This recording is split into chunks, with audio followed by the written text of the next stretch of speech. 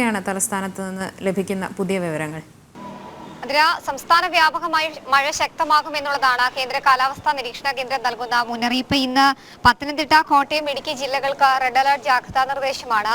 തിരുവനന്തപുരം ജില്ലയ്ക്കും കൊല്ലം ജില്ലയ്ക്കും ഒപ്പം തന്നെ ആലപ്പുഴ, എറണാകുളം, തൃശൂർ ജില്ലകൾക്ക് ഇന്ന് ഓറഞ്ച് അലർട്ട് ജാഗ്രതാ നിർദ്ദേശം നൽകിയിട്ടുണ്ട്. മറ്റു മുഴുവൻ ജില്ലകൾക്കും യെല്ലോ അലർട്ട് ജാഗ്രതാ നിർദ്ദേശമാണ് കേന്ദ്ര കാലാവസ്ഥാ നിരീക്ഷണ കേന്ദ്രം നൽകിയിട്ടുണ്ട്. രാവിലെയൊക്കെ തന്നെ ചെറിയ തോതിലുള്ള മഴ തലസ്ഥാന ജില്ലയിൽ ഉണ്ടായിരുന്നു എങ്കിൽ പോലും ഇപ്പോൾ അതിനൊരു ശമനം നഗരമേഖലകളിൽ ഉണ്ട് എന്നുള്ളതാണ്. അതുകൊണ്ട് തന്നെ കാര്യമായ വെള്ളക്കെട്ടുകളൊന്നും ഇപ്പോൾ രൂപപ്പെടുന്നില്ല എന്നുള്ളതാണ് എടുത്തു പറയേണ്ടത്. ഒരു പക്ഷേ വരും മണിക്കൂറിൽ ഓറഞ്ച് അലർട്ട് ജാഗ്രതാ നിർദ്ദേശം നിലനിൽക്കുന്നതിനാൽ തന്നെ ശക്തമായ മഴയ്ക്കുള്ള സാധ്യതയുണ്ട്. അങ്ങനെയെങ്കിൽ തലസ്ഥാനം വീണ്ടും വെള്ളത്തിൽ മുങ്ങാനുള്ള സാധ്യതകളും നഗരസഭയും തലസ്ഥാന നിവാസികളും തള്ളിക്കളയുന്നുമില്ല.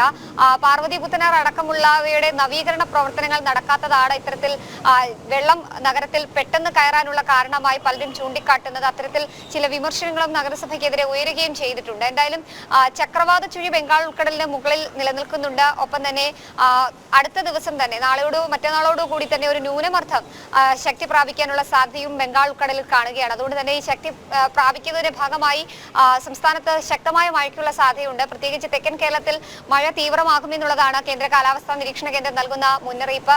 30 മുതൽ 60 കിലോമീറ്റർ വരെ വേഗത്തിൽ ശക്തമായ കാറ്റിന് സാധ്യതയുണ്ട്. പ്രത്യേകിച്ച് ഈ തീരദേശ മേഖലകളിലൊക്കെ തന്നെ കാറ്റ് അതീവ ഗുരുതരമായി തന്നെയാണ് കാണുന്നത്. അത് ശക്തമായ കാറ്റ് വീശുന്നത് ഈ വീടുകൾക്ക് കേടുപാടുകൾ സംഭവിക്കാനും ഒപ്പം തന്നെ മരങ്ങൾ കടപുഴകി വീഴാനും സാധ്യതയുണ്ട്. അത്തരത്തിൽ ഈ കാറ്റിനെ പരിഗണിക്കണം, കാറ്റിനെ ശ്രദ്ധിക്കണം എന്നുള്ളതാണ് സംസ്ഥാന ദുരന്ത നിവാരണ അതോറിറ്റി നൽകുന്ന മുന്നറിയിപ്പ്. കടപുഴകി വീഴാറായിട്ടുള്ള മരങ്ങൾ മുറിച്ചു മാറ്റുക, ഒപ്പം തന്നെ അതിന്റെ കീഴിൽ താമസിക്കുന്ന വീടുകളൊക്കെ ഉണ്ടെങ്കിൽ സുരക്ഷിതമല്ലാത്ത വീടുകളിൽ നിന്ന് സുരക്ഷിത സ്ഥാനത്തേക്ക് മാറണം എന്നൊരു മുന്നറിയിപ്പ് കൂടി ഘട്ടത്തിൽ തുടരുന്നുണ്ട്. എന്തായാലും ശക്തമായ കാറ്റ് ഉണ്ടാകും. ഇടിമിന്നൽ സാധ്യത കൂടി കേന്ദ്ര കാലാവസ്ഥാ നിരീക്ഷണ കേന്ദ്രം പ്രവചിക്കുന്നുണ്ട്. അതുകൊണ്ട് തന്നെ പുറത്തിറങ്ങി നിൽക്കുന്ന സമയത്തൊക്കെ തന്നെ മതിയായ ജാഗ്രത പാലിക്കണം എന്നുള്ളതാണ്. മലയോര മേഖലകളിലും തീരദേശ മേഖലകളിലും പ്രത്യേക ജാഗ്രതാ നിർദ്ദേശം നൽകുന്നുണ്ട്. മലയോര മേഖലകളിൽ രാത്രി യാത്രാ നിരോധനം ഏർപ്പെടുത്തിയിരിക്കുകയാണ്. പൊന്മുടി അടക്കമുള്ള ഇക്കോ ടൂറിസം കേന്ദ്രങ്ങൾ തലസ്ഥാന നഗരിയിൽ അടച്ചിട്ടിരിക്കുന്ന ഒരു സാഹചര്യം കൂടിയുണ്ട്. കടലിൽ ഇറങ്ങിയുള്ള വിനോദസഞ്ചാരത്തിന് പൂർണ്ണമായും വിലക്ക് നൽകിയിരിക്കുകയാണ് തിരുവനന്തപുരം ജില്ലാ ഭരണകൂടം. ഒപ്പം തന്നെ സംസ്ഥാന ദുരന്ത നിവാരണ അതോറിറ്റിയും അത്തരത്തിൽ മുന്നറിയിപ്പ് നൽകുന്നു.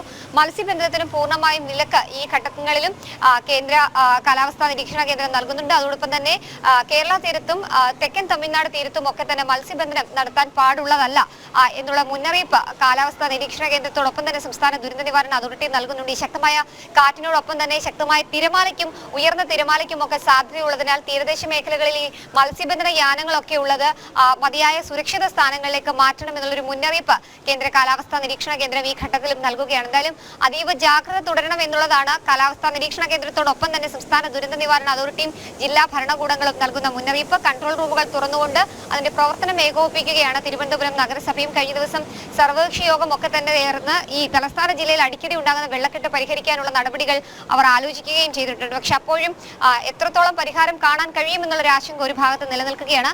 സ്മാർട്ട് സിറ്റി റോഡ് നിർമ്മാണവും മോഡ നവീകരണവും ഒക്കെയായി തലസ്ഥാന നഗരത്തെ സംബന്ധിച്ചിടത്തോളം കൂറ്റൻ കുഴികളും വെള്ളക്കെട്ടുകളും ഒക്കെ പതിവാകുകയാണ്. അപകടങ്ങളും പെരുകുന്നുണ്ട് എന്നുള്ളതാണ്. ഇനിയിപ്പോൾ സ്കൂൾ തുറക്കാൻ പോകുമ്പോൾ അതിനു വേണ്ടിയിട്ടുള്ള മുന്നൊരുക്കങ്ങളുടെ ഭാഗമായിട്ടൊക്കെ തന്നെ വേഗം ഈ നിർമ്മാണ പ്രവർത്തനങ്ങൾ പൂർത്തീകരിക്കണം എന്നൊരു ആവശ്യം ഈ ഘട്ടത്തിൽ ഉയരുന്നു.